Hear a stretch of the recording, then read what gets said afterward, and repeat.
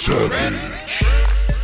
What's going on, Savages? How are you? Welcome to another episode of the Savage Snowflake podcast with me, Jeff Leach, your friend, your diligent student, your orator, your teacher, who knows, the guy who might come around and say, listen, I've run out of toilet paper, I just need you to lend me a roll. And you're like, dude, this is quite a valuable commodity right now. And I'm like, we've been friends for years. Surely we can lend each other a toilet roll, can't we? And you're like, all right, I'll do it just this one time. And then we swap email addresses. We Skype together. We become friends. Eventually, our children marry each other. We become in-laws together. And the rest is beautiful history. How are you, one and all? How are you surviving this quarantine? I hope you're doing all right. I'm not going stir crazy. I got out into the sunshine today, the California sunshine, soaked up a little bit of that vitamin D. If you have an opportunity to do that safely, please do it. But make sure you wear masks. Make sure you wear gloves. Make sure you stay the hell away from people. At least 6 foot, if not 16 feet. That's the new one. 60. If you're as tall as me, stay 100 feet away from everyone. Go running in the mountains and then come home and lock yourself up immediately. I hope your loved ones are safe. I hope your family is safe.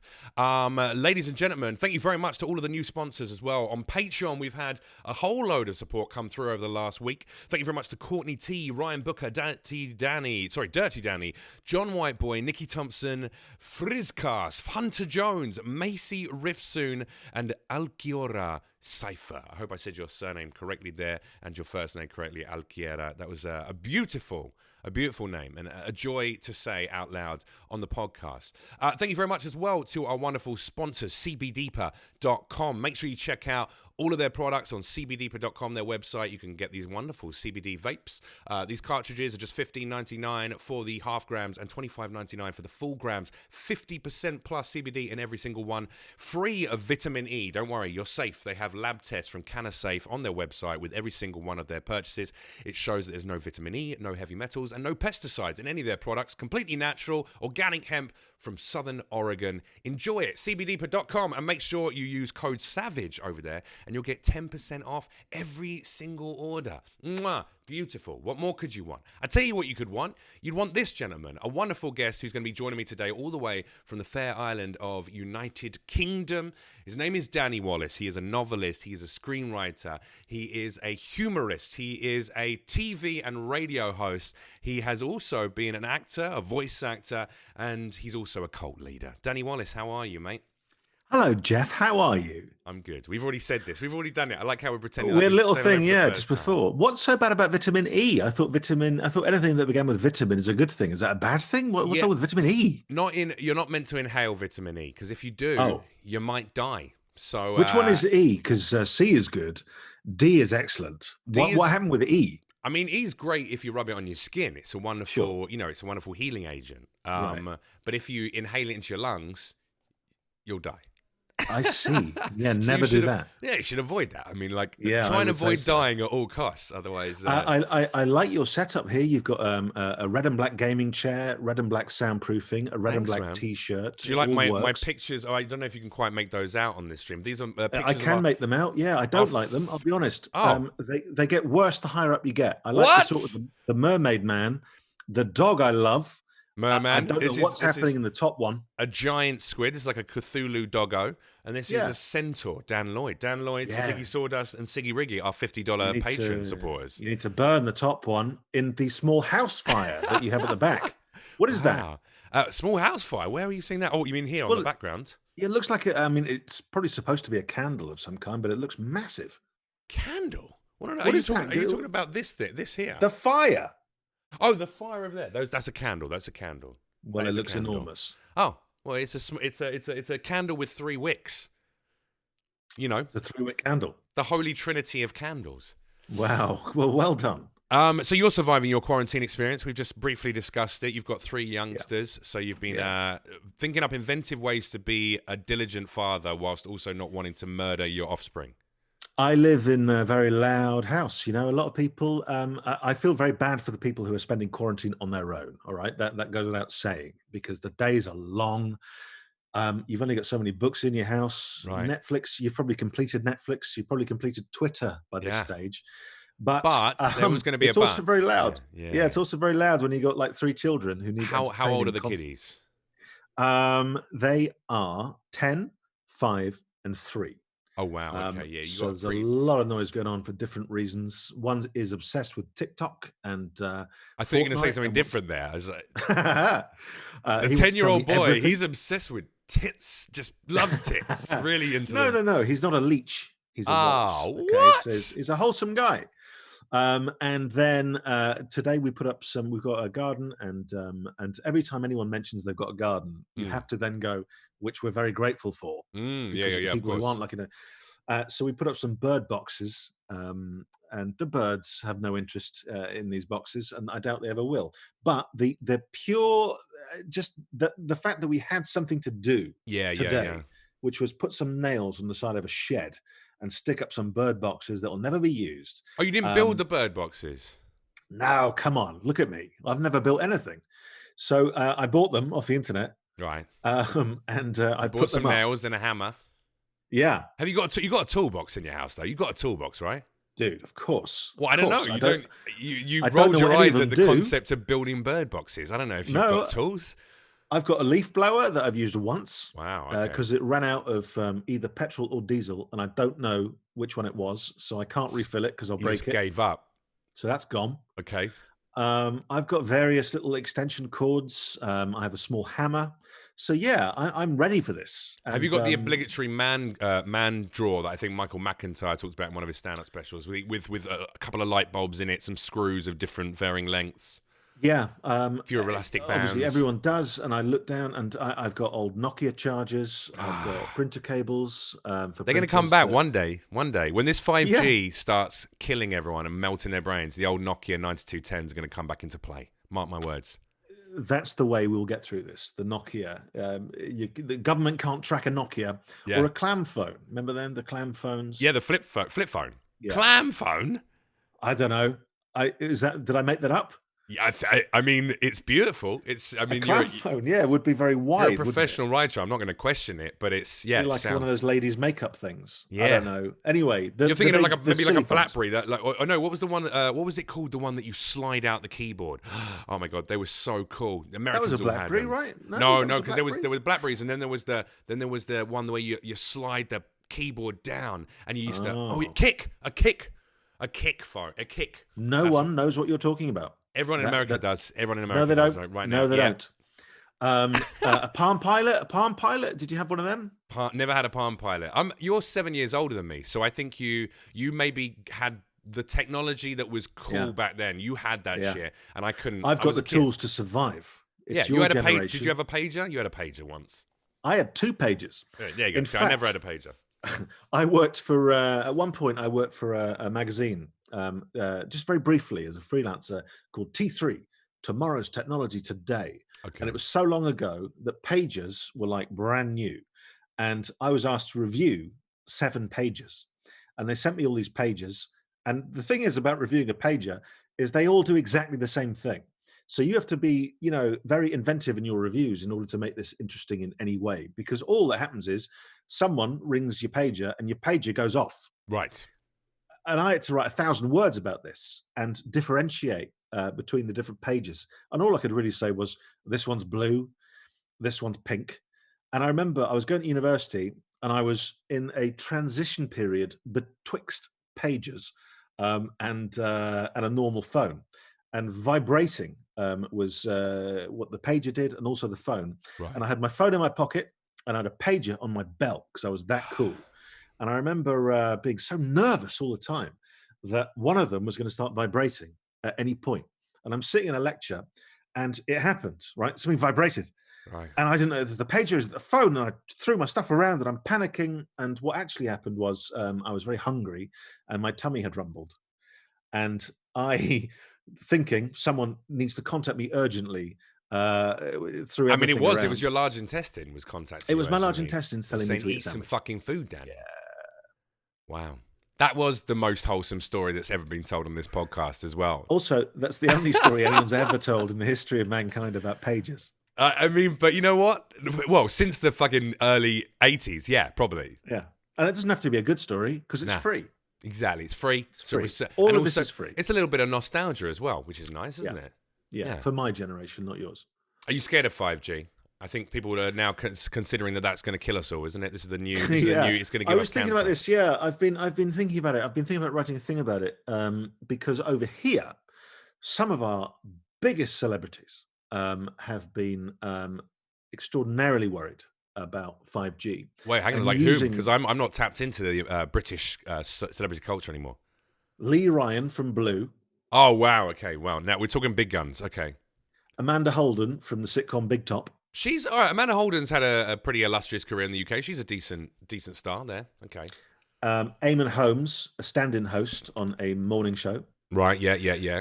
So the top talent, they are very worried about 5G. And over here, as I imagine over there, various numbskulls have been burning down 5G masts. And I don't think... Wait, hang on. People have been burning down the masts. Yeah, That's insanity. They're going 5G crazy. And maybe it's the 5G What does the doing actress who plays Pat Butcher in EastEnders think about it all? Because that's really going to be the decider for me. Not seen her lately. Okay. Not seen her lately, but I imagine she's against. Yeah. And 5G, I don't know, like how much more powerful can 5G be than 4G? Because one whole G. It's a big G. What was that? 1,000 in American bucks? Is that what they say? It's a lot. It's $1,000. See, it's a bucks. That was good. So I don't know how it went from, hey, my phone is a bit faster, to, oh my God, everything's melting. Yeah. In 1G. But do you remember when mobile phone? Oh, I was about to say cell phone. Sorry, I'm a pager guy. Okay, but back in the day when cell phones, mobile phones were a new invention. I remember my dad had this first one with the battery that was about 17 times the size of the phone. The phone was quite thin, but the battery was huge like this. And then as they developed and everyone started to have mobile phones available to them, it suddenly was a thing of, okay, everyone's going to get cancer of the brain. This is happening. All the radio waves are going to go into your brain and give you cancer or make you sterile. And I don't know. I mean, I don't, as far as I know, touch wood, I don't have any cancer of the brain yet. And I keep that thing glued to my head a lot. Yeah, it feels okay so far. I've had a couple of unwanted pregnancies as well. So definitely not sterile. Oh my God, they can get you pregnant. Not me. No, I've not been sterilized by the cell phones. I see. As far as I know so far, I don't know. I thought, yeah, exactly. I thought, perhaps you'd had a couple of children off them. It's 2020. It's 2020. I mean, I almost had a couple of children because of cell phones. I guess that's what Tinder was on the cell phone. Am I right? I don't know. I just said that because that's not my generation.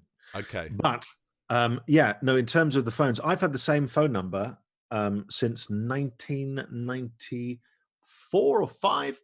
There was a kid at my school who got a mobile phone. He was the first guy I'd ever met who had a mobile phone. Everyone loved that guy. He was so cool. No. Everyone went, why have you got a mobile phone? None of us have got one. Do you remember his name? Do you remember his first name? Shane Kiley, of course. It was who? Sorry, Shane. Shane Kiley, who used to go to my school. Yeah. He's the PE teacher now. Yeah, boy, about this big. That's it. 2 eyes. You got it. Arms. He had arms and a mouth. That's the one. And he used the mouth for his mobile phone, but none of us had a mobile phone, and we were his entire social group, so we weren't entirely sure who he was calling. And also, in those days, to make a single mobile phone call, I think you had to sell all your gold for like one call. Yeah, so that was the deal. Yeah, we didn't understand. Anyway, then one day I went to London, and I went to this, it was called the Future Entertainment Show. So wait, where were you from? You was from up north, somewhere in the Midlands, weren't you? Yeah, sort of. Yeah, I started in Scotland. Oh wow, Dundee. Down. Actually, I did read that. Dundee. Sorry, I did do my research. I did do a little bit of research. I was on the East Coast, and then I moved down to the Midlands, and then Berlin for a bit. And then you took the big jump down to becoming a soft southerner. Exactly. Okay, so you came down to London. Sorry, I interrupted the story. No, but I went to this like E3 style entertainment show. Okay. It was just when Red Bull came out, right? And we didn't know what Red Bull was. Mm-hmm. And we were on a stage doing a thing about video games, and all these children were in front of us. And someone from Red Bull came over and went, "Can we give you lots of Red Bull? Because we've got lots of Red Bull, and we have to get rid of this Red Bull." And we didn't know what Red Bull was, and we were like, "Sure, we'll give it to the children." So we gave it to them. And we couldn't understand why. Less than 10 minutes later, it was like a prison riot. And Yeah. there were children crawling all over the stage. There was people trying to nick our jackets. Yeah, yeah, Um, yeah. and I was particularly worried because one of them had his hands on my brand new mobile phone, Right. which I'd only bought because I had no What, a kid just swiped your phone? tried to, and I was like, no, no. Only later did we realize it was the Red Bull, the devil's work. Well, hang on, hang Um, on. No, he sounds like a fucking thief. That's not Red Bull. Like, Red Bull gives you wings. It doesn't give you a desire to take other people's personal belongings. No, it doesn't. No, but it could have given them a prison tattoo if I'd had anything to do with it. Exactly. But there's these women who were employed to say hello to you and go, "Hello, this is a mobile phone. Would you like one?" And they were all like models and I see. that. So you And got a I had freebie because you're a celebrity. no, no. I was like 17 or something, Oh, and I didn't.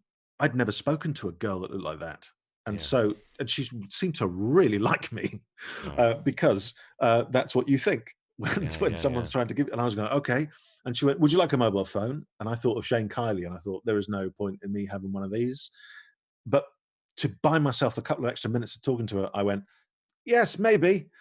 And so I did it. I signed up for something that was called Cellnet. Now it's called Wow. O2, and I have kept the same number Since that for day.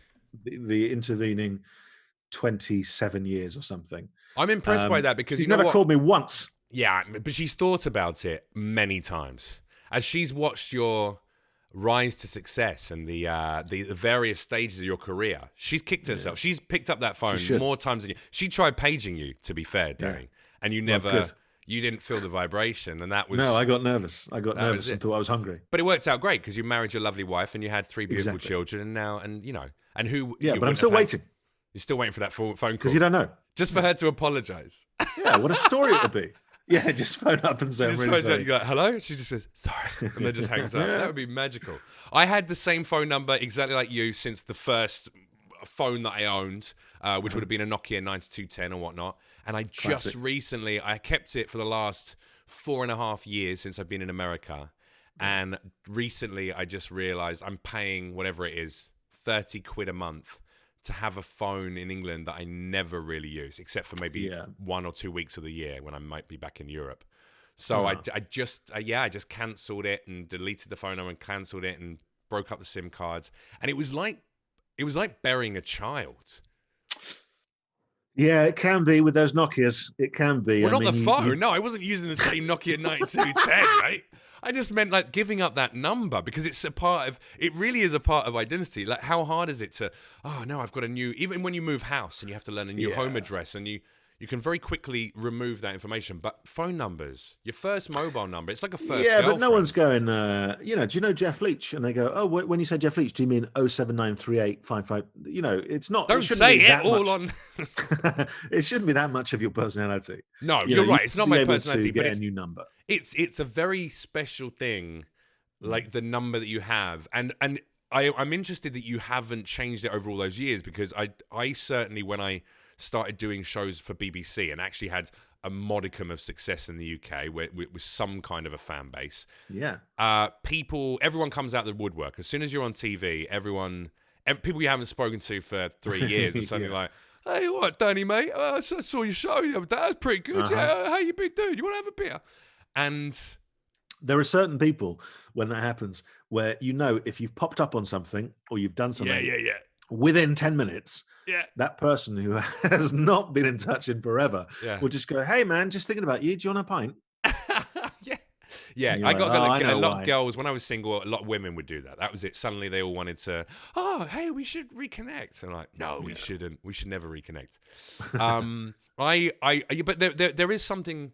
There is something about that though that I knew that if I had continued to stay in the UK and continued to do lots of TV shows, there would have reached a point where I would have had to have changed my number because there would have just been too many people that I didn't want to have that number that owned it, Sure. And you've done a myriad of incredible things over the course of your career. I'm going to sort of list some of them off. Obviously, you and I originally met at an event. What was it? A Random Acts of Kindness event. Yeah. What was the Join Me meetup? Join Me. A Join Me meetup. Yeah. So you Carmageddon. Carmageddon, thank you. You Armageddon. wrote a book called Join Me, which was based off the concept where you put an ad in a local paper Yeah. simply asking for people to join you. It just said join me and then had a phone number, Yes. correct? It had And, an address to which oh, they sorry, an could address. send me a passport photo. And the idea was, would people join something without knowing who they were joining or what they were joining or why they were joining? Um, and I didn't know either. Like, I didn't know what they were joining either. It was a social So what, experiment. You were the first YouTuber. well, it was a social experiment, certainly. And I asked them to send me a passport photo because I thought, like with religion, Right. would they put their faith in the unknown? Would they go out of their comfort zone and send me a photo of themselves to a random place and a Yeah. random person with no idea what this person was going to do with this photo? In the end, what I largely did was put them up painstakingly in my hallway in my flat in East London, which very quickly became very normal to me just to have thousands of strangers staring at me. But I realized anytime I had a plum around, made me look like A a serial killer. serial killer. Oh, Yeah, yeah. like a Yeah. proper one. Yeah. So I had all these things there, and so all these people joined, and like I say, they didn't know what they were joining, and it was only when one of them went, "This is stupid, right? I'm leaving," because there's quite a British thing of seeing a bunch of people queuing up for something, lining up for something, and going, "I don't know what these people are lining up for." But hang on a second. You had thousands of responses to this, and they had no Well, idea. initially I had one. Right. Okay. Initially I had one, and I think maybe I've been expecting more, but I got one, Who was and that it was a first member? his name was Jonesy, and a lovely fella. I have been to his wedding since, Right. Okay. and he met another person who joined, and they fell in love at That's beautiful. Carmageddon, the That's second beautiful. Carmageddon. And so I went to their wedding, and they've had kids, and Jonesy's always got a very special place in my heart. But at the time, he was single. What do they name that child? If it's not Danny, then I feel like, you Well, know. let's move on then. Uh, I don't want to get into sore points or bitter and recriminations also, in this Danny works podcast. both ways. It could have been Danny. It could have been Danielle. It could have been Dani. There's so many options there. I did all the lifting for them, and Yeah, yet, exactly. anyway, let's not get angry. Right. So they had their children, whatever their names are, Yeah. and beforehand, this photo arrived, and it was just this like really super friendly looking guy, like a big smile. Right. And he also did something extra. He went, "Yeah, I'll join you," and he sent a menu for his local curry house called the Madras Valley, and he said, "I recommend the chicken dansak curry." And I thought, what a great thing to do. And so I wrote him a note, and I said, "Well, it'd be great to meet up with you and work out exactly, why you've joined." Hmm. And the thing was that I had lots of questions for him, like, "Why did you join? What do you think you've joined? Why would you join?" And I've sort of forgotten that he'll have lots of questions as well, like, "What have I joined?" And so we Are meet you up. gonna kill me and eat my liver? Will you take my skin? Yeah. And Why'd you have a so, pager and a clam phone? and so we meet up in a pub called the World's End, which isn't a good In sign. But Camden, yeah. Camden.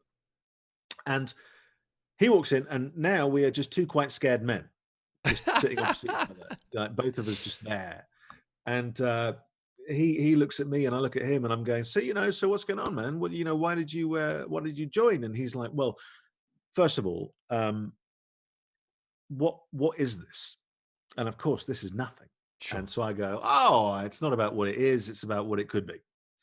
And he goes, "Well, Were you doing this all off the fly? You're literally yeah." off the top of them. Okay.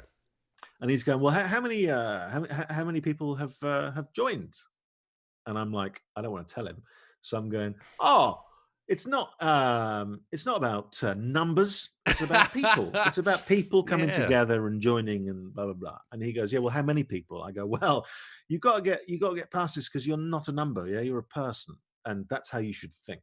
And he's like, "Yes, but how many people have joined?" So he And knew at this eventually, point you were a little bit unhinged, at so, least the yeah. concept. So I have to just go. Uh,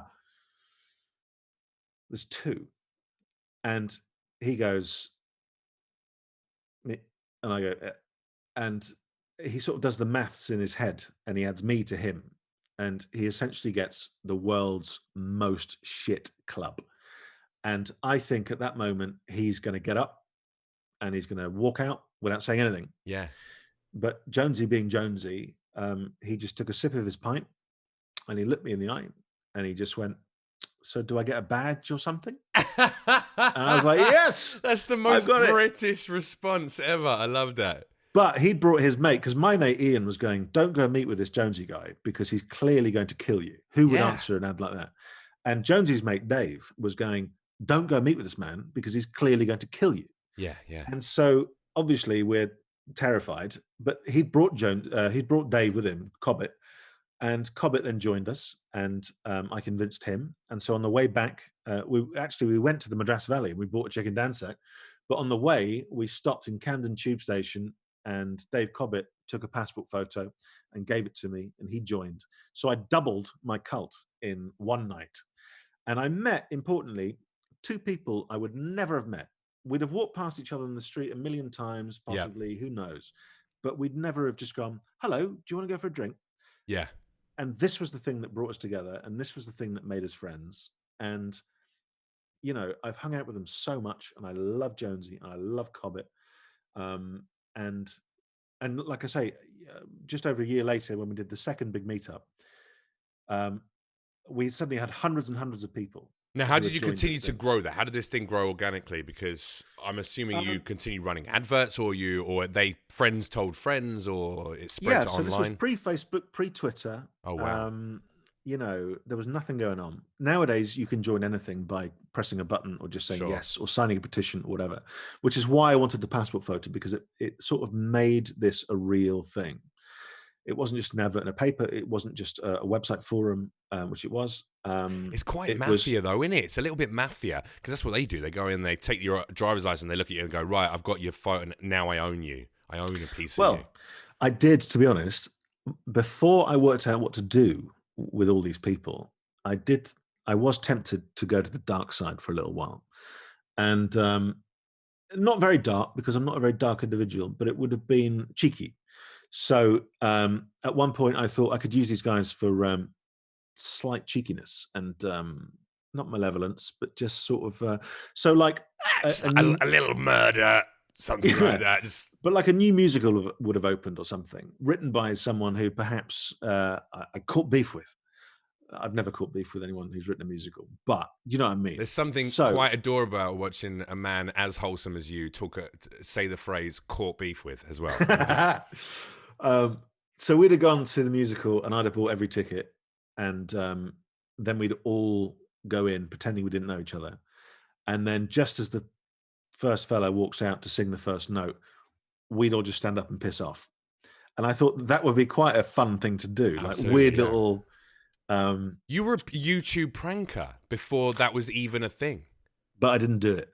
Instead, I decided to use my powers for good. Okay. So I called them the Karma Army, and I said, from now on, what we're going to do is we are going to do good deeds on a Friday, Yeah, random acts of kindness. and Yeah. we're going to call the Fridays Good Fridays, hmm because my thinking was, if everyone is sort of spread all over the place, it's very difficult for you to go and do something nice for someone if you feel exposed and sort of like on your own. But if you know you're part of a gang, hmm and that on this day, all these people are going to go and do something, and then they're going to tell you about it on a website or whatever, you feel part of something like a movement. So you're Absolutely. more likely to try and do it. And I said, it's non-religious. It doesn't, you can be religious, but it's non-religious. You don't get anything out of it other than you've done a nice thing. Um, and you have to also be careful, because I find when I do like a random act of kindness, you're stepping into someone's world because it's necessary to do so, to interrupt that moment where they are thinking about something, they're doing something, they're on a mission, they're going shopping or whatever, and you have to pop into their world and immediately pop out. So you come in, it's a physical thing. You kind of go hello, and then you take a step back, because then they know, oh, he's no threat, this isn't weird, he's popped in, he's popped out, and now it's up to me whether I want to invite him in or not. And then you just say, hey, so I'm part of this thing and we're doing a nice thing, and I wanted to give you this, or I wanted to recommend this. And then you go away very quickly, so that they know you're not trying to sell them something, You're not trying to gain something. You're not trying to change their mind about something. You're just person to person going, here's This the thing, is bye bye. this is so akin to so much of what the most popular YouTubers do Is today. it? But the only difference is that they monetize their nice Yeah. kind acts of Yeah. kindness, and they, Mr. Beast would be the most obvious YouTuber. I mean, the guy has something like tens of millions of fans and raises huge amounts of revenue through his streams and through his Right. broadcasts and his video content, and then uses a lot of that money to do great things. I think he's Well, also a that's very fine. shrewd investor as well. So he makes Right. millions every year, and then he will literally go, and then he does dumb shit where he takes 3 of his YouTuber friends and they eat the most expensive foods on the planet. So they'll eat a pizza that costs Yeah. So it's fun and whatever. It's fine. As long as he's doing something. $57,000. Yeah. But as long as he's using some of it to do good, then Exactly. He also plants 1,000,000 trees. He's like that kind of guy. So he's a great guy. Right.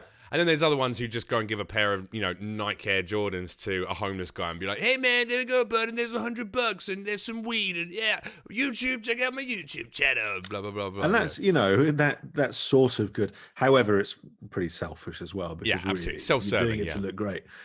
Whereas One of the yours is nicest very compliments- much do it and then get out there before. get out there. You're not looking Just for do it. anything in return. No. One of the nicest compliments I had was there's a guy called Rufus who joined very, very early on. And I think he would have described himself as quite cynical about it. And he was always looking for what I was doing. Was I selling T-shirts? Was I making money from it in some way? And I had lots and lots of advertising companies come to me, and I always said no because the idea had to remain pure, and I would have been destroying a nice thing by then going, right, I'm going to take this thing and all your goodwill, and I'm going to go and do it. Would have been awful. I had once an advertising man ran up to me on the street, and this is how far removed some, not all, advertising people are. But he ran up and he came up to me and he went, "Are you Danny?" And I went, "Yes." He went, "Mate, I had such an annoying week last week." I went, "Why?" And he said, "I tried to, your join me thing." I went, "Yeah." He went, "I tried to, I was so close. I took it and I made it into like this advertising campaign. And we were so close to like sealing this deal. And at the last minute, they didn't do it." And it was like going, "Hey, I nicked your idea and tried to turn it evil. Yeah. Would you now buy me a drink and be my best friend?" And a person's a person. And I was like, dude, that's so annoying. Never mind. But when I walked away, I was like, good. Yeah. Good. You fucking scumbag. Yeah. Come up with Guess your how own your milk- idea to Exactly. bastardize and use to Surely there's sell another way whatever to sell shitty milkshakes. products. Yeah, exactly. Exactly. People do want to twist things up like that. Amazing. So you started a cult for good. Obviously, as I think I discovered your whole join me and Carmageddon movement, should we call it, or cult, whatever, cult of positivity, through the Mighty Boosh community. I don't know. There was some. There was a lot of crossover there. I was a fan of the Boosh, and then on a forum that I used to talk on, a lot of those members were also members of your join me thing, and that's how I found out about it and came down. And then I don't even know if I'd started doing TV when I first met you. I don't think I'd started becoming a presenter myself or a host myself, or maybe I just had. But since then, you've done, like I say, a myriad of different things. You've written another book called Yes Man, where you took the concept of saying yes to everything that doesn't cause any harm to anyone else, and can only, anyone asks you something, hey, could you help me with this? Or do you want to do this? Do you want to be involved in this project? You say yes to for a year just to see what could come out of that. And then that got turned into a movie starring Jim Carrey, which you also got to have a cameo in, which is very exciting. You were a man. You were at the bar, weren't you? Halfway towards the end. I was man at bar in scene near end of film. I think that's the official title, uncredited but very powerful. Yeah. And I love it when they put it on telly or Netflix or whatever, because I won't know until the next morning when loads of people send me exactly the same photo. Yeah. Which is oh my just God, me Danny, at what a is you bar. in this movie? No way. But the cool thing is about that, they were lovely to me and they were brilliant, and they would fly me over a few times and they would put me up and they would give me a trailer, and they didn't need to do any of that stuff, Sure. but they did. And Well, you own the rights to the. It was your IP, wasn't it? So yeah, and they popped me in, and in this scene, which is just right at the very end. Were you involved in any of the script writing, by the way, for the full movie as well? My philosophy is when it comes to selling the rights for my books and stuff is always let the pros do that job, because otherwise it won't get done. Like if it were like now, I could do it, but back then, I wouldn't have known what I was doing. Understood. And I'd have written a script that would have been 7,000 pages long. Right.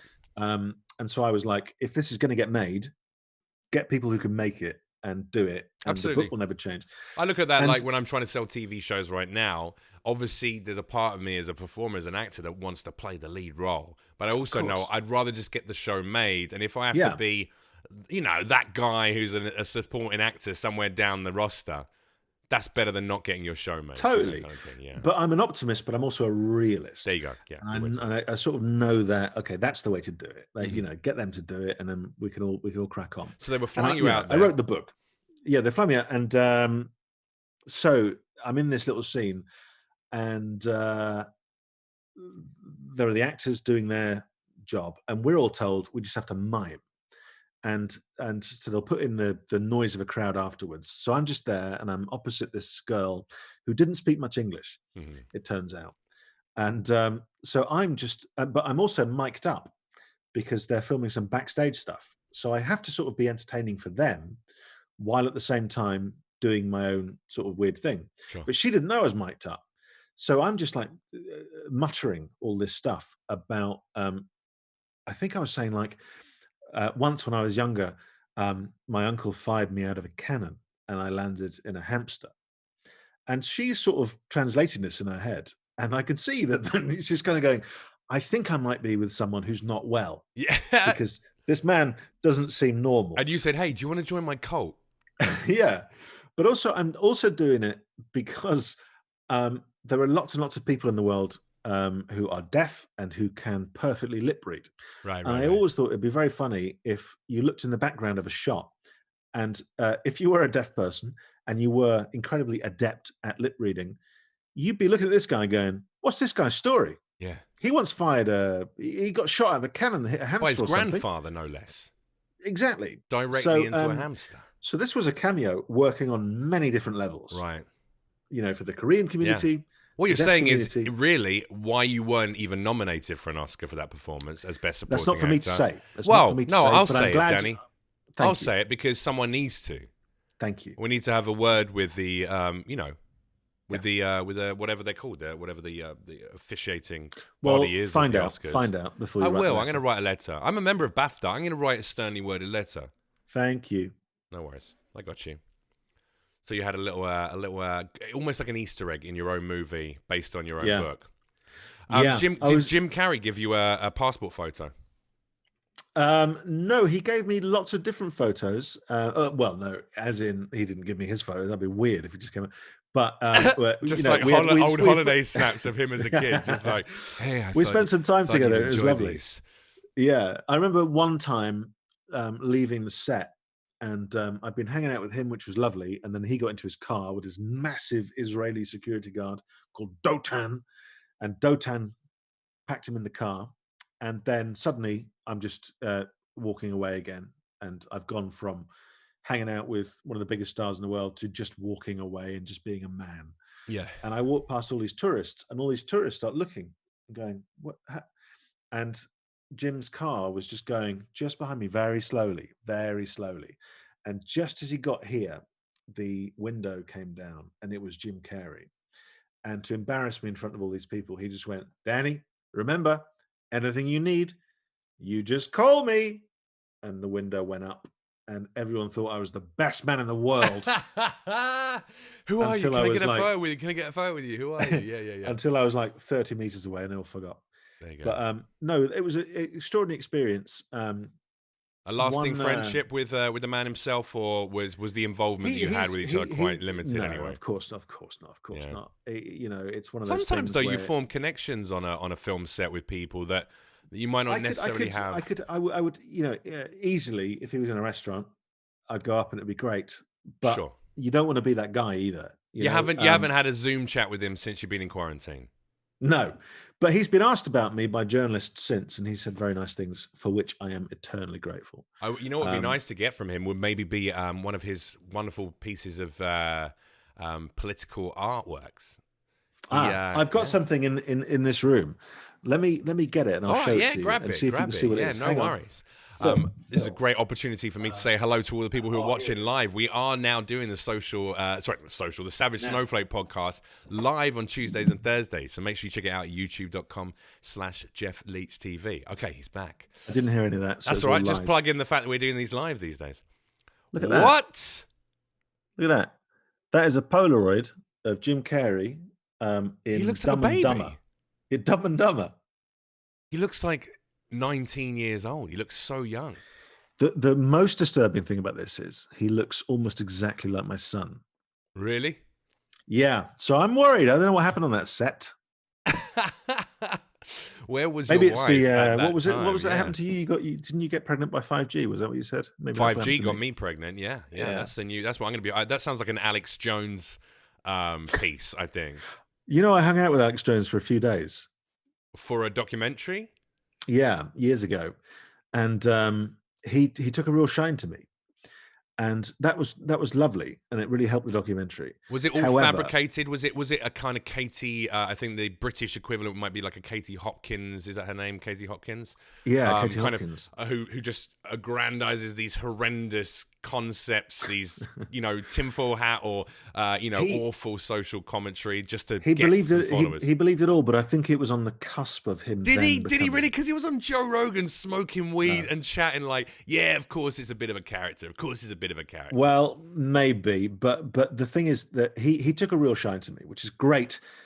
If you are looking to bond with someone you're making a show with and talking to. However, it became very tiring because he's so loud. Right. When you've had 3 days of shouting, it comes to the last night where you're like, okay, so it's going to end now. And everyone goes, let's go for a meal. And you go, okay, it's not quite over. And we were going to, what is the name of that Chinese restaurant chain in America? Is it Mr. something? Wait, with a Panda Express? No, Panda Express. Mr. Okay, I think I understand. P.F. Chang. P.F. Chang, that's the one. Mr. Chang, I was thinking. P.F. Chang. Yeah, P.F. So Chang. we were on our way to P.F. Chang in Austin, and I was exhausted. Right. And I said to the director, I was like, listen, can I ride with you guys and the crew? And he went, yeah, get in. And then I heard Alex go, Danny, you're riding with me. And I was like, okay. And so I get in Alex's, whatever it was, truck, with the hillbilly flat thing truck, at the back. yeah. Make America Great Again sticker on the back of it. Yeah.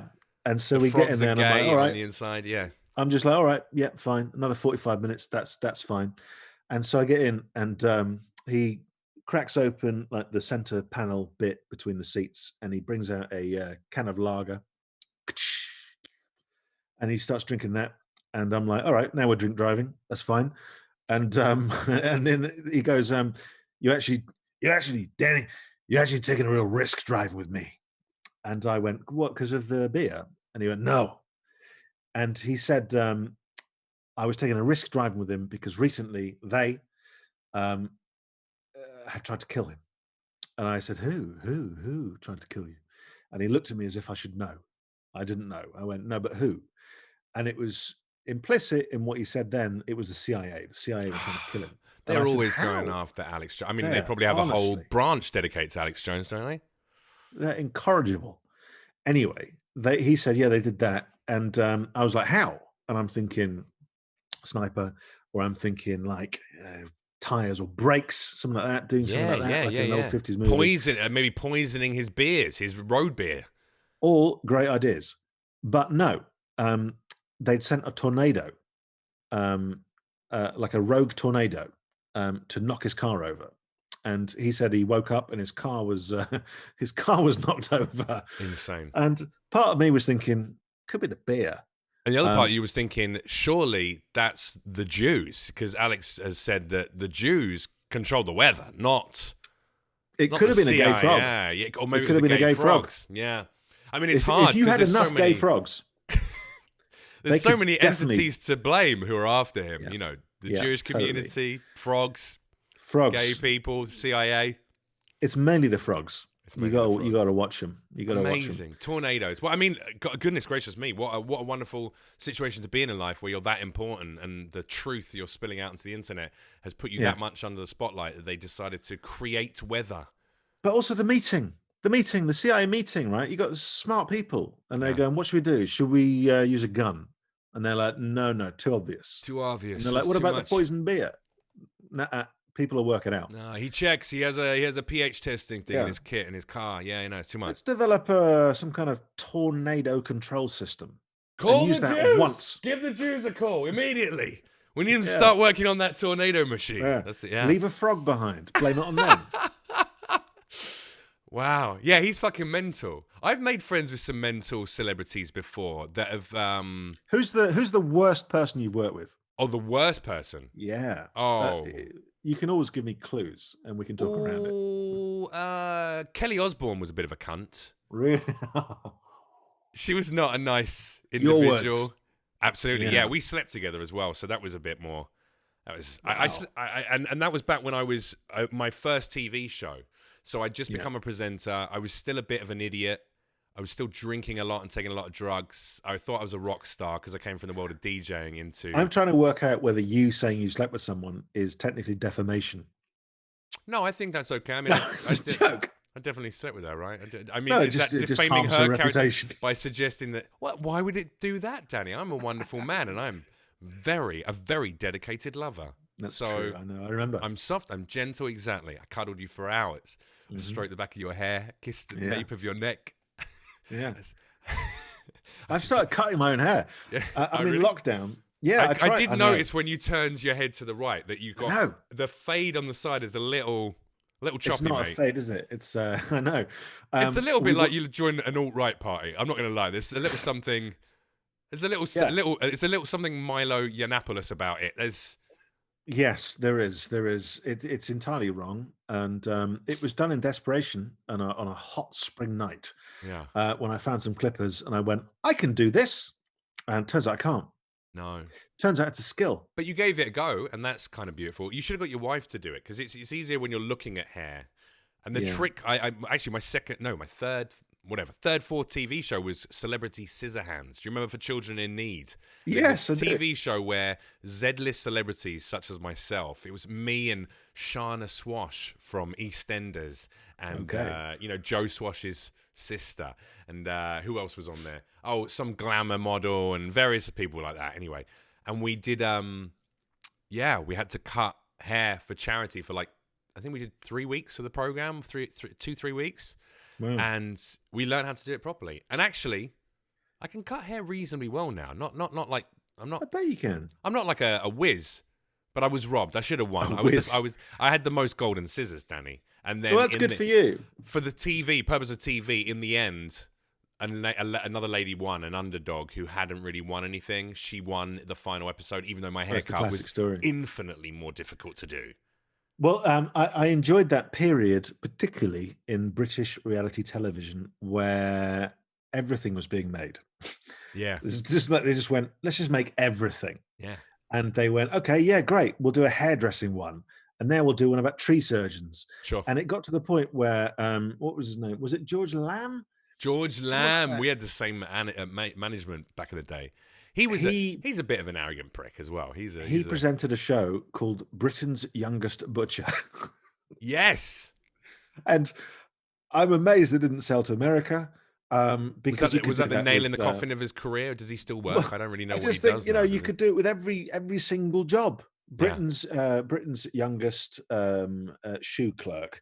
Yes. Britain's young, and then you could do Keep Britain's most talking. I'm middle-aged one. interested. Okay. Are they? Britain's oldest tree surgeon. Okay. Do you know what I mean? Just Yeah. keep it going. Yeah. There's thousands of shows, Yeah. Britain's and you could be on every single one. Britain's fattest eating disorder therapist. I mean, just the Yeah. possibilities are endless.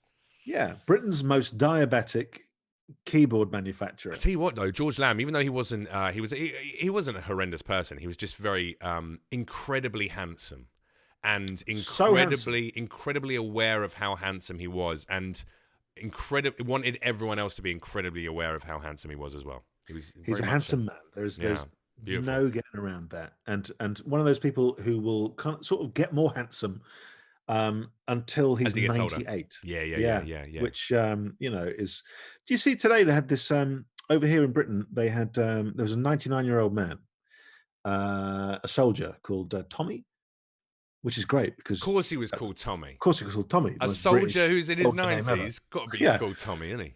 And he said, I'm going to walk around my garden 99 times and I want to raise £1,000.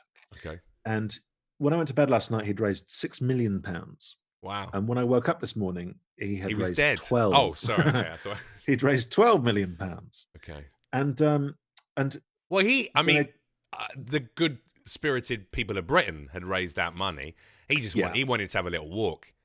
yeah, it's true. And it all went to the hospitals, the NHS. Wonderful. But it made me think also, if we could, if we can make that much money out of one 99-year-old guy, if we just forced every 99-year-old person to just walk around gardens, Yeah, yeah. we could solve every problem in the world. Absolutely. Nan, Let's I put them to know you've work. had both your hips replaced. I realise it. Like, it's fine.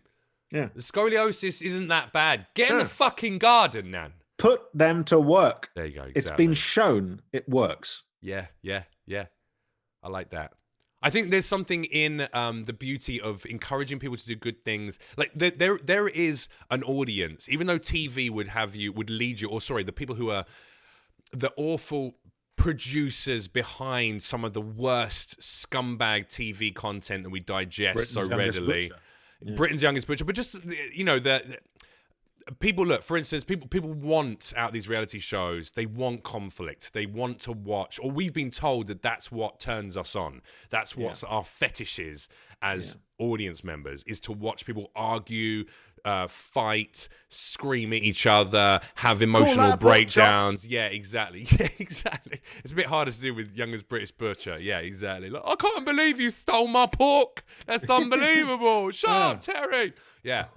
But I think there's Andy Kaufman, before he died, as his final show, did that wonderful. Was it Carnegie Hall he performed at? Yeah. And he did this show where he gave out. He just did a 5-hour show, and it was all love and positivity, and just making you laugh, and silly impressions and music. And then he bought like 1,000 donuts and gave everyone a donut, and just did all this shit. And I've always thought that I would love a TV concept to finally go. I'd like someone in a position of power at one of these networks to go, let's make a show that is just fucking love and happiness. And maybe it only happens once a month. Maybe it's a special event. Maybe it's a quarterly thing. Or maybe it's a weekly show where everyone gets together and it's just like entertain you with all these different things and everyone's happy and we talk about positivity. And I know that the issue with that is that so much of that is bastardized now as well and monetized by, look at Instagram as a perfect example of celebrities going on there and going, hey guys, remember, find every day as if it's your last. Find your inner peace and spread positivity. And then on the side, they're selling fucking protein powders that make your balls shrink. It's like, I don't know. I think there's a space for that. We've got close in the past with doing something like that. The human condition is not centered around negativity, I don't think. I think we've been trained to believe that now. Yeah. And weirdly, the ones that get through, like the positive shows, always weirdly end up having been presented by someone slightly slightly right wing, which is fine. We can all be whatever wing we want to be. Yeah. But it always tends to be favoring slightly the sort of what shows are you talking about? Because I'm intrigued. Well, like Hearts of Gold. I don't know that one. What's that show? Noel's HQ.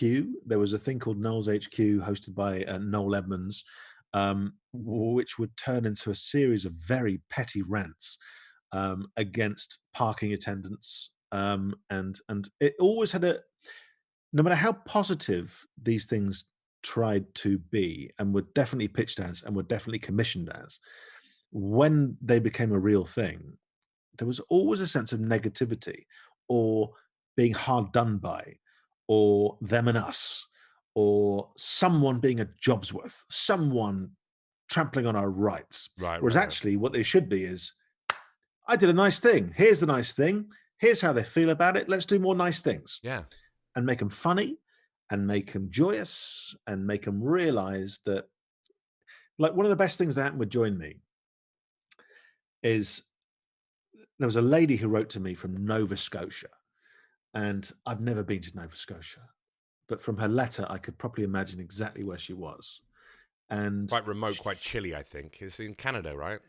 yeah, and she was going on a Friday, remember Good Fridays, she was going on a Friday to get her coffee from like a coffee stand on her way to work or whatever, like a outdoor drive-by, drive-through, whatever. And she looked down in the passenger seat and she saw a copy of Join Me that she'd been reading. And she realized, like I was saying earlier, she was part of a gang. Even though she was a million miles away, Right. she was part of something. I And it think I was know the where day. this is going, Danny. I think I know where it's going. Do you? Mm-hmm. Well, she bought a coffee, For the- and then she said, "I'll Pay buy for the one for the person car behind. Yeah, there you go. Exactly. And the woman went, "Yeah, fine." So she did that. Forgot all about it. Monday, she's back there getting a coffee. Same woman, and she goes, "You know, on Friday, you bought that coffee for the car behind you." She said, "I think there was some confusion because that guy said he didn't know you." And she went, "Oh God, no! Sorry, embarrassing. I'm in this thing. It's called Join Me as a guy in London, and he does this thing, and so I just thought I would pay for the car behind me."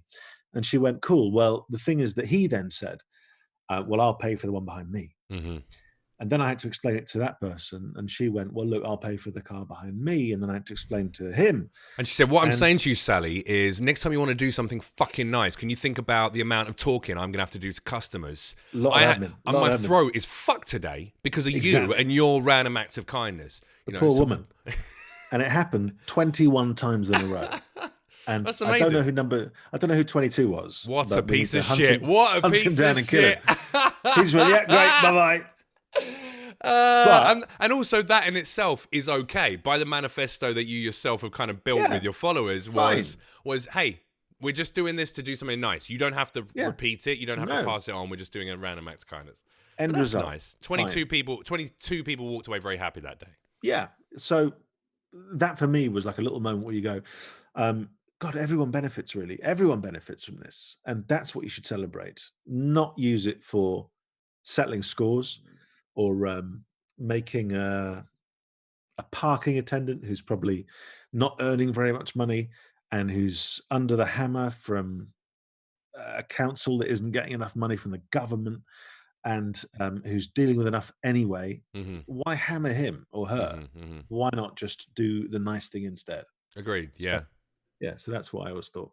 Mate, I mean, it would just. I mean, do you ever listen to Adam Buxton's podcast? Are you a fan of Adam Buxton? I'm a fan of Adam. I haven't really listened much to his podcast. I think you should. I think you'd love it. It's incredibly. I mean, he's very much. I put him. Whilst you're different people, he's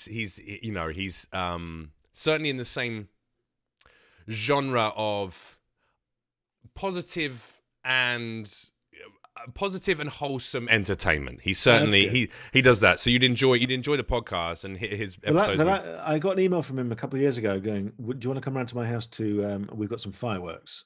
And it's like a 90-minute drive from my house. Okay. And we were going to our neighbours anyway that night. And I said, "Thank you so much. I can't. We're going to our neighbours." And he wrote back and went, "Fine, but they won't have fireworks." And I was like, "Okay, good." And obviously he was joking, and it was nice. But the fact that we've always left that conversation now, that conversation never been continued. That's the last time you ever spoke to him. Yeah, but he doesn't know whether I understood it was a joke, and I never. So there must be part of him going, "God, did I come across badly there?" Yeah. So, yeah. No, okay. Well, we'll add him on the list. One of the worst people again you've ever had to encounter. Adam Buxton. How fucking dare you? Worst. How dare you? What a scumbag! Making Danny feel bad for upholding his previously arranged scheduling with his neighbour. I think you'd enjoy his content anyway. Listen, I'd be remiss if I would. Goodness gracious, it's flown by the hour, and I want to talk for a little moment more, if that's okay. I won't keep you too long. I'd be remiss if I didn't mention the writing and performance you've done within the Assassin's Creed franchise. Yeah. Because I have a huge gaming audience, fan base, and now that I'm in Call of Duty as a character, Ghost, man. yeah, I'm playing Ghost, dude. That's and great. Shaun Hastings was so Ezio was An inspiration for me, an inspiration.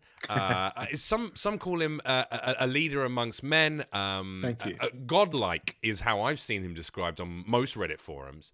Yeah. But in all honesty, so that whole period of Assassin's Creed, first of all, you got to be part of what I consider to be the golden era of Assassin's Creed, which was, the Desmond Miles and the present day part, but also the Ezio, the formation of Ezio's story from start to finish. Mm-hmm. And I think your character extended beyond that point as well. But you ended up, I heard, and I don't know if you told me this or someone else told me this, that maybe I think I might have met. In fact, I think it might have been someone. I ended up doing some stuff for Assassin's Creed Syndicate, not voice acting, but hosting for them at Comic-Con and various things like that, and some events. I've still got a scar on my head from an evening we shared at the launch of something.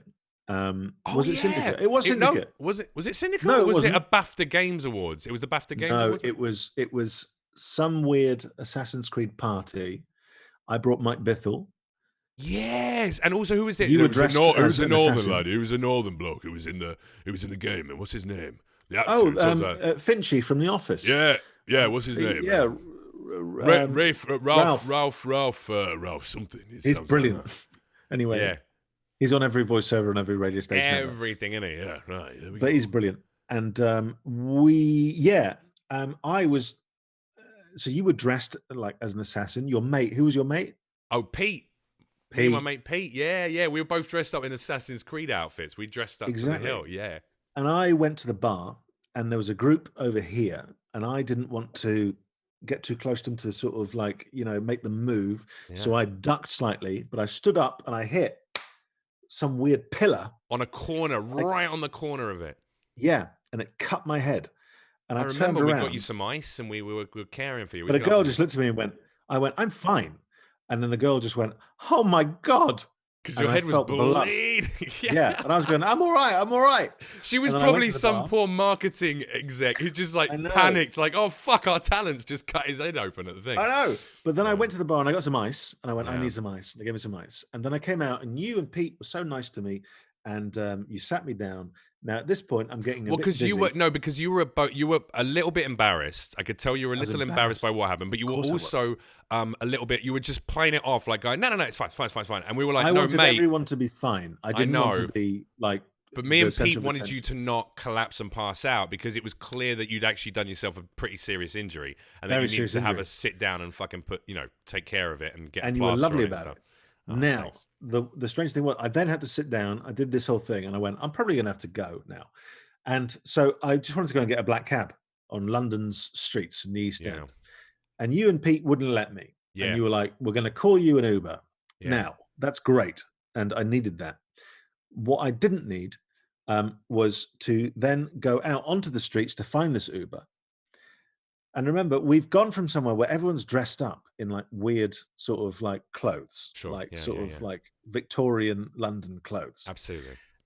I'm walking down an alleyway with you dressed as an assassin and your mate Pete dressed as, I don't know, some kind of pirate or something. Yeah. And we then rejoin normal society. And people must have been looking at me going, that man is being followed around by two ghosts. And I'm there with concussion going, I guess I'm with ghosts now. Yeah. And then two men carrying swords put me in an Uber and sort of send me home. And there's fog and there's just weirdness. And I get home and I collapse and I fall asleep. And I wake up thinking the whole thing was a dream. And yet it all happened. And it was all thanks to you and your lovely, weird friend, Pete. Yeah. Oh, well, I'm glad you remember us as lovely and weird. I think those are two. You saved me. Yeah, it was good. Two adjectives I'll happily accept. Yeah, we did. That was. I've completely forgotten that. Well, the guy who actually invited me to that thing, who then got me to do some stuff, when I did all the hosting. Um, he was who told me, I think, that when they originally hired you to play the character of Shaun Hastings, Yeah. you were just hired as an actor.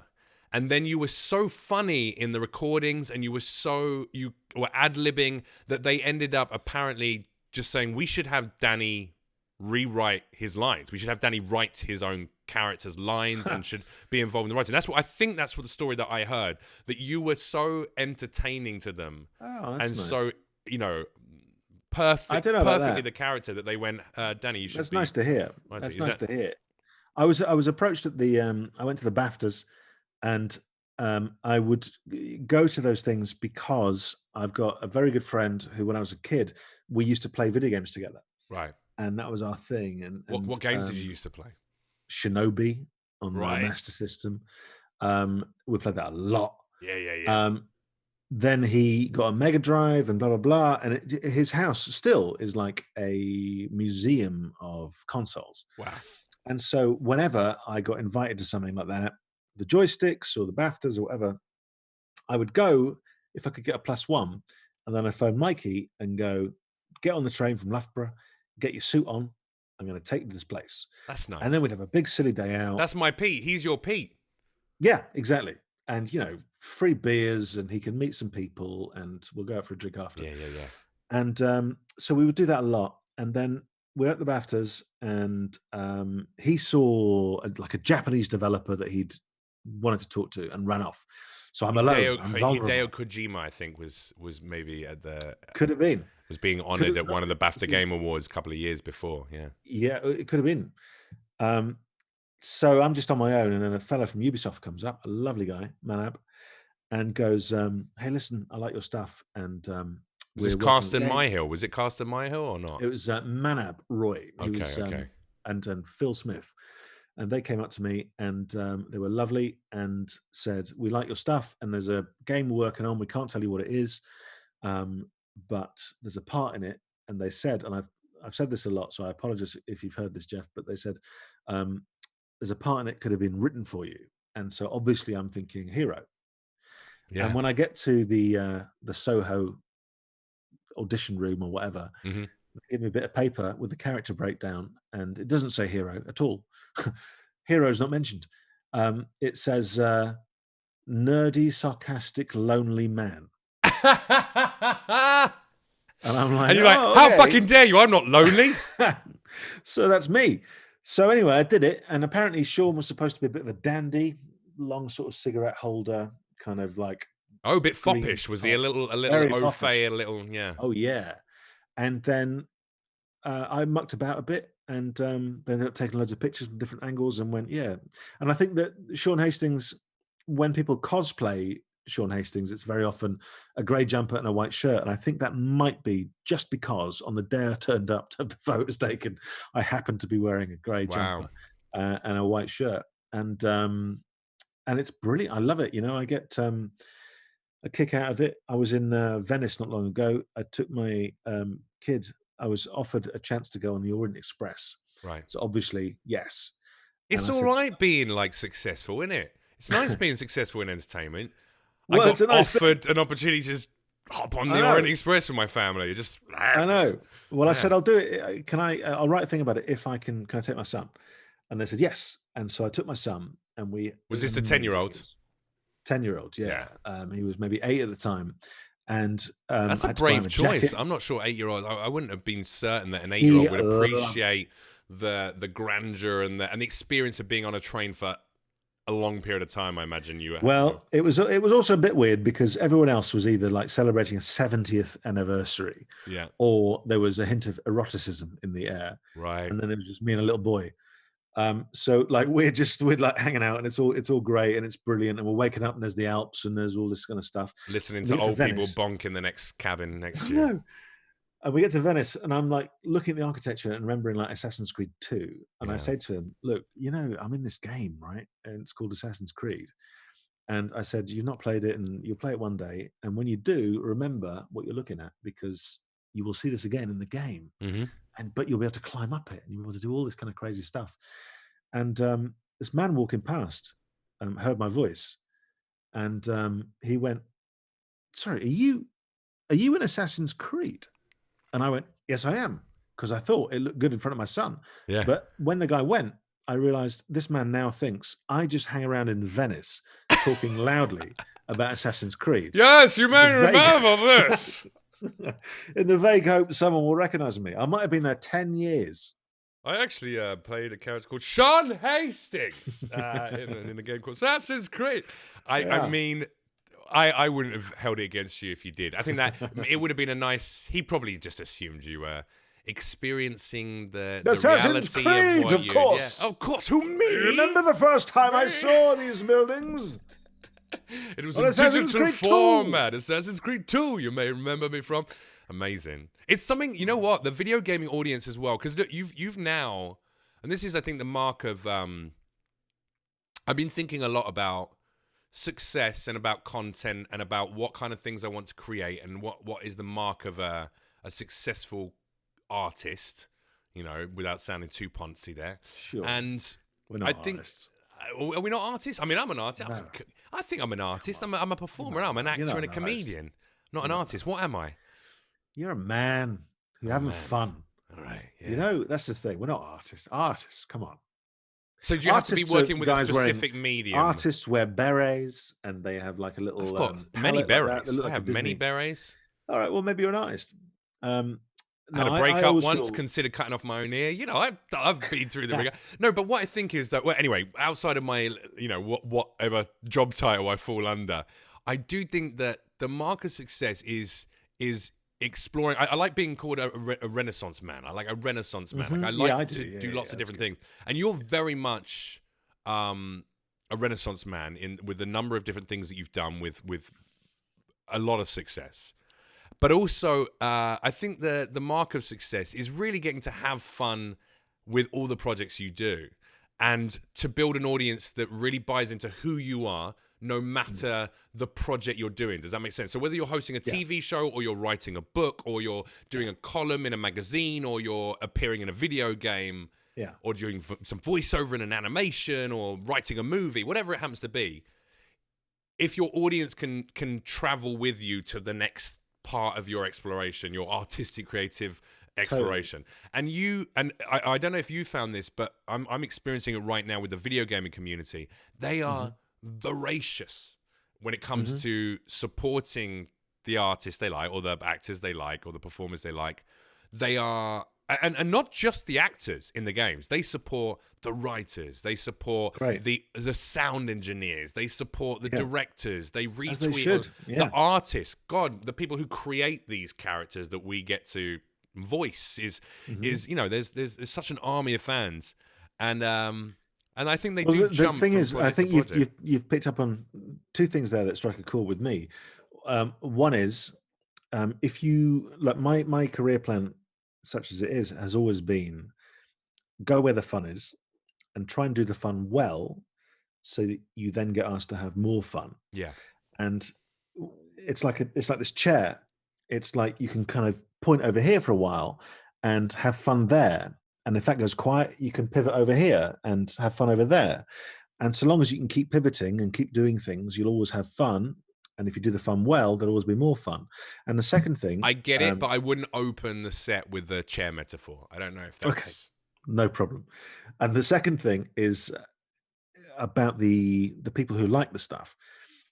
If you can be friends with them, you know, if you can connect with them and have fun with them and make them part of stuff and bring them in, you'll have more fun. Absolutely. And they will as well.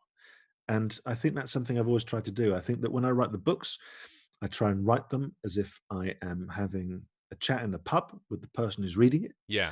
So it feels well, personal. your column, do you still do that? Danny Wallace is a man. Do you still do that? I did it for nearly 12 years. And then the magazine, sadly, thanks to Brexit, I think, and rising paper costs and import stuff, didn't do as well as it was doing. That's incredibly sad to hear. That was one of the only things I used to, in terms, especially as a, like, you know, great mag. Those Brilliant daily team. mags and newspapers, The only thing Yeah, I really enjoyed that because all of those, but I'm assuming you've taken all those pieces, like you own the pieces of writing and you maybe turn I them into a do. book of some sort or something of that nature. Yeah, I do a radio show at the minute. So what I do is anything, because I would have to notice stuff all the time for writing this column. It would be about my daily life, and so I was always having to notice stuff, and it was quite nice for a while not having to notice things, Right, I not understand. having to kind of go, do you know what? I can turn it into something, Yeah. just to let things happen. But you were Um, a master of doing that. Every one of those articles, the reason why it was so fun to read is, as you say, it very much felt like you were telling me a funny story in the pub. You're going, oh, you're never mm, going to guess what happened the other night. And like, this is yeah, boom, boom, boom, boom, boom. And it's always got a good punch. You're very much, you structure your writing, at least in the short format, very much as a stand-up comedian does. yeah. But yet you've never, as far as I know, you're not a stand-up. Have you ever, I'm not a stand-up. you've not done, have you ever done? The few times in my life when it would have been the perfect time to do stand up were also the worst possible times for me to do stand up. Okay, So when I have been drawn to it has also been the time where it would have been the wrong sure. thing for me to do. Okay. So I worked as a journalist. Um, that would have been the wrong time for me to then become a stand up because I Hmm. would have been criticized a lot Yeah. and it would have been an awful experience, particularly back then. I think now you'd sort of be better. It's much more supportive community than it was. Then I was a Depends comedy. where you are. Then I was a comedy producer, Right. and after that would have been the perfect time, and yet the worst possible time Right. because also you've just been a producer. Um, and I've managed to sort of scratch that itch by doing stuff about the books and doing shows about the books and stuff. So I've had that live audience In thing, a similar way which is to what's his name? Oh goodness. Fuck, he did one where he found as many people with the same name. Dave Gorman. Dave Gorman, I think, does a similar thing where it's almost like, yeah, and yeah, Ricky Gervais to some extent in his live shows, they're not straight stand-up shows. They're very, very amusing TED talks or yeah. an evening with kind of Yes. experiences. Yeah, True, true. No, there's definitely things in sympathy with a lot of what you're saying. Yeah. yeah. So there was never like the right time for stand-up. But that's all right because you're already a successful novelist. You've written, you've been a screenwriter, you've been an actor, you've been a voice actor, you've been a journalist, you've done TV shows, you've got a radio show. You've done a fair bit, Danny. Well, yes, I've kept busy, Yeah, which is why during quarantine this is so alien to me. yeah. This idea of just thing after thing being cancelled. Hmm. Um, uh, do you know? Weirdly, at the start, it was kind of you sort of felt, oh, okay, this is quite nice actually, because you feel like the world is moving so fast around you, and you have to keep up with it. That when the whole world stops, you're like, well, this is cool, this is fine. We're all just gonna take a moment. But then you think about the people whose um, entire income um, is sort of decimated Mm, immediately, and all the things that they can't do, yeah. and you think about the people who live in like a one bedroom flat and they've got 17 children Mm. and no garden, and And they're it is probably that thing. making their 18th right now. That's the Probably, yeah, yeah, yeah. They're probably up to 23 by now, yeah. you know.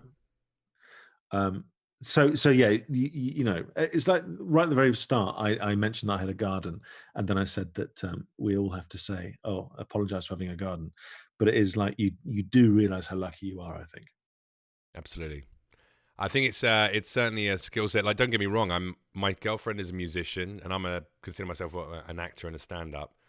And all of the work has been cancelled for both of us. But then we have the ability to go, okay, using technology, how do we create our own work? How do we create a revenue source and a Yeah, revenue stream? And there's some people who just go, I'm a fucking builder, and I'm not allowed to go to the building site.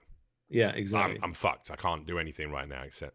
Yeah. So yeah, I'm with you. I'm with you. We're quite fortunate in that way. We never sorted out Artists the and fee for dreamers. this. Was it? Did you say $5,000? Absolutely, yeah. $5,000. I'm going to wire it to you through. It'll come through a Ugandan website. You'll get an email Okay, shortly. and that's a You, guarantee. Yeah, yeah. You have to send 2,000 over first, so we can change that, and then you get the fine, payout from the prince, and fine, it'll fine, come through. fine. So Whatever it takes. you don't mind it in Ugandan dollars, do you? That's okay. No, Okay, good, perfect. prefer it. Pretty powerful right now, actually. The pound is weak enough that probably the Ugandan dollar is, isn't it? Fucking Brexit. Okay, I'm going to let you go because I know you've got 3 children to go and look after, and I know this they're is all probably... asleep now, but that's great. Yeah, no, I will. I'll go upstairs and enjoy the silence. Go and have a glass of wine with your lovely wife and enjoy some downtime. But thank you so much for joining me today, man. This is Nice to see you again. the longest conversation I think we've had, other than maybe one social one. But this is a more in-depth conversation than we've ever had, and I've enjoyed it very much. It's certainly one of the few where I've ended up not injured. There you go, emotionally or physically, and also I'm glad, talking about right times for things. I'm glad that I waited until I was a little mature.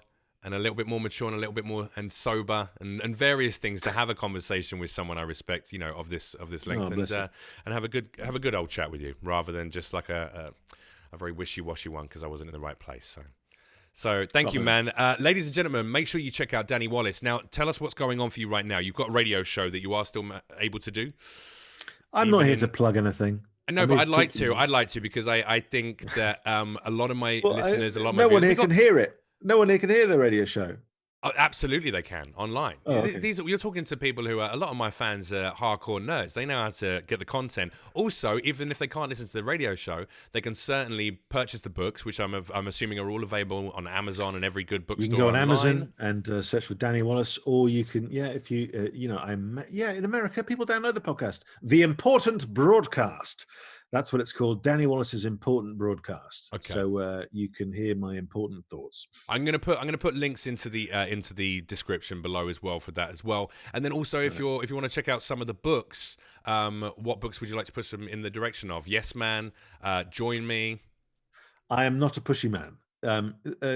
Search my name, hey, see what you fancy. I'm a fan and I'm looking for a few Danny Wallace books. Give me a couple of... Search my name, see what you like. You're too modest. All right, check him out, Danny Wallace. And also, just give me your social media tags. Let's do that at least. At Danny Wallace. There you go. On Twitter. Yeah, it's fine. Yeah. So easy. These two, the sort of... it looks like the Edge being a mermaid. That can stay. Tentacled Dog, definitely. Burn the top one. No, Dan Lloyd was my first $50 subscriber. He has to stay here for all time. Burn it. You know what? I'll give him a little chest hair. Use that house fire behind you to burn it. What would improve the image for you? Maybe some chest hair. Is he too ripped? Is he too? I mean, because look at the attention to detail. Look at that. It? Maybe putting like a sheet of A4 paper over it. Come on, what have you got against horses? He's a majestic centaur. Big old. It just muscles. looks wrong. Just looks it looks a little sexy. There's nothing wrong with that, Danny. Nothing wrong with being a little sexy. Ladies and gentlemen, Danny Wallace, thank you very much, sir. I appreciate you. And hopefully we'll see you again in the future. Take care.